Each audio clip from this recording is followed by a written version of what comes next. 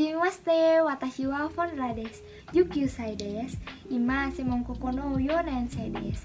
Hari ini saya akan membuat video pembelajaran bahasa Jepang mengenai pemandian air panas. So, daripada lama-lama, let's get into the video. Nah, sebelum kita masuk ke materi intinya, aku mau nanya nih sama kalian. Kalian pernah gak sih nginep di penginapan atau hotel? Nah, di penginapan itu ada gak pemandian air panasnya?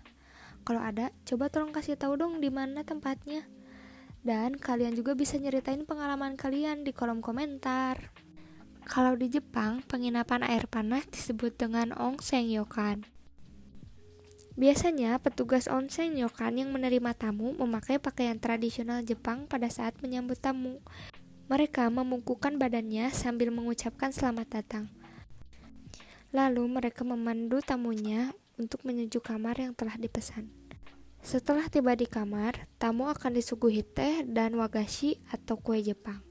Setelah itu, petugas mempersilahkan tamu untuk menikmatinya. Onsen ryokan memiliki berbagai macam fasilitas, contohnya seperti yang ada di video ini. Pemandiannya ada yang berada di luar dan di dalam gedung. Pemandian itu tentunya airnya sangat panas, sehingga pada saat tamu akan membenamkan badannya pada bak air panas, harus pelan-pelan. Nah, proses ini bisa dilaksanakan kurang lebih selama 1 jam loh. Setelah puas selesai berendam, biasanya para tamu onsen ryokan berjalan-jalan di sekitar onsen ryokan, karena kebanyakan onsen ryokan ini berada di daerah dataran tinggi dan memiliki panorama yang sangat indah. Setelah berjalan-jalan menikmati pemandangan dengan suasana malam, tamu kembali ke kamar untuk beristirahat. Setelah waktu makan tiba, wakoshu akan memanjakan para tamu dengan rasa ryokan yang khas. Wakoshu merupakan makanan khas Jepang yang digunakan untuk menghangatkan tubuh.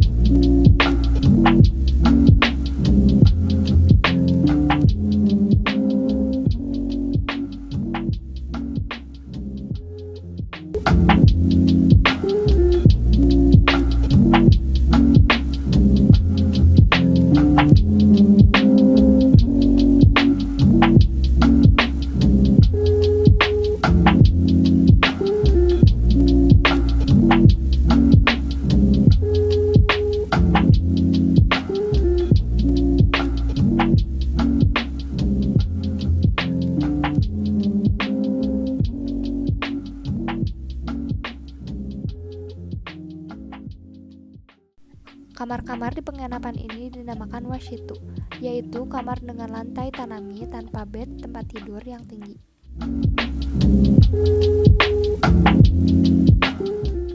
Aku juga akan ngerekomendasiin nih onsen ryokan yang menurutku harus kalian kunjungi kalau kalian ke Jepang. Yang pertama ada Nishimuraya Honka di Toyooka.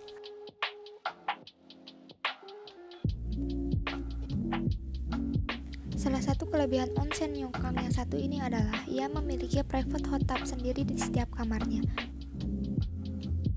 Selain itu, onsen ini menyediakan berbagai macam makanan, mulai dari makanan western hingga Japanese.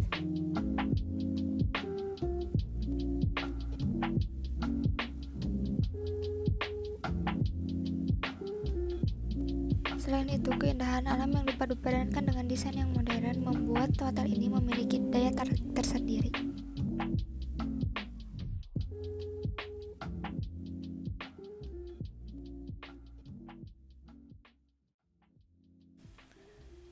Salah satu jalan terbaik untuk merasakan pengalaman gaya hidup tradisional Jepang adalah menginap di ryokan. Tempat ini tidak hanya menawarkan tempat untuk bermalam saja, tetapi tempat ini juga menawarkan pintu menuju kebudayaan negara Jepang. Berbagai macam jenis ryokan yang dapat ditemui di sini, mulai dari hotel keluarga berukuran kecil hingga hotel besar yang memiliki berbagai fasilitas.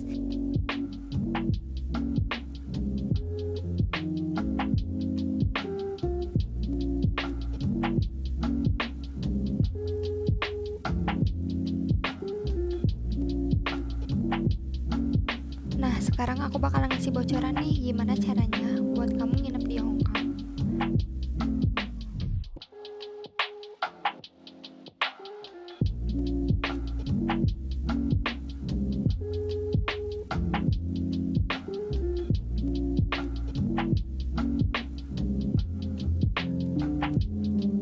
Nah, kalau di Yongkang kalian gak bisa nih ngedadak check-in di hari yang sama ketika kalian pesen itu, karena Yongkang ini harus menyiapkan makanan sebelum Anda datang ke Yongkang.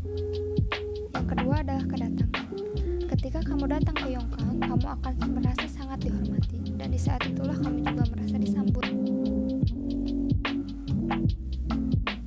Pintu masuk Yongkang atau yang biasa disebut dengan Genkan merupakan batas fisik antara dunia luar dan dunia dalam. Di Jepang, sepatu yang telah dipakai di luar tidak boleh dipakai di dalam juga.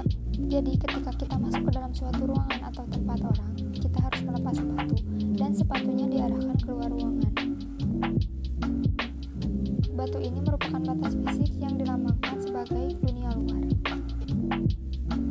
Anda tidak boleh memakai sepatu di luar batas yang telah ditentukan, dan Anda juga tidak boleh memakai kaos kaki di luar ruangan. Bila kaos kaki Anda rusak, sebaiknya jangan gunakan kaos kaki, karena di sini adatnya memakai kaos kaki yang bertual.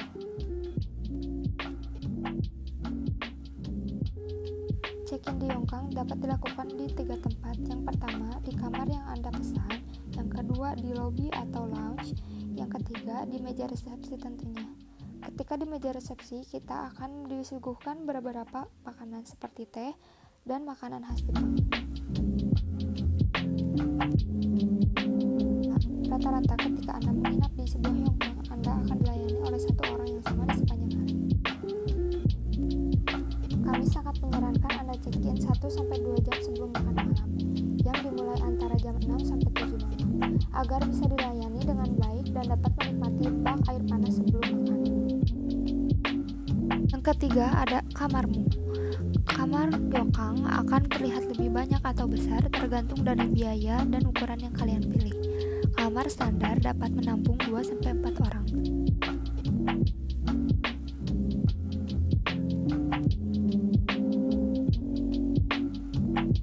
Tamu yang menginap di Yongkang tidur di matras Jepang yang tersimpan di dalam lemari Anda di siang hari, yang nantinya akan dirapikan oleh para petugas pada sore hari ketika Anda sedang makan.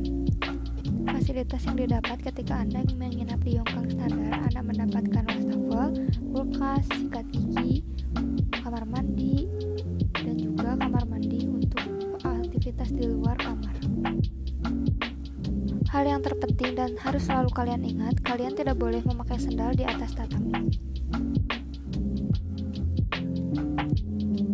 Di Yongkang terdapat sendal di toilet untuk kalian pakai ketika kalian di toilet. Tamu juga mendapatkan handuk dan yukata yang dapat kalian pakai ketika kalian sedang menginap.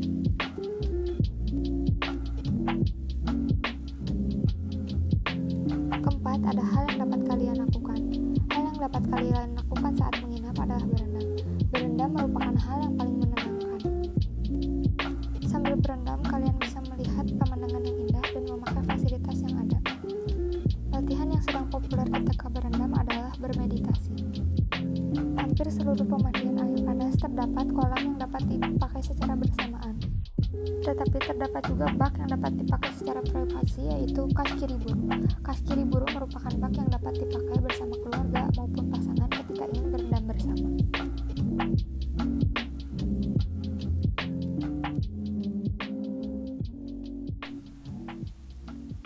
Selanjutnya, saya akan menerangkan beberapa tata cara untuk menikmati bak air panas.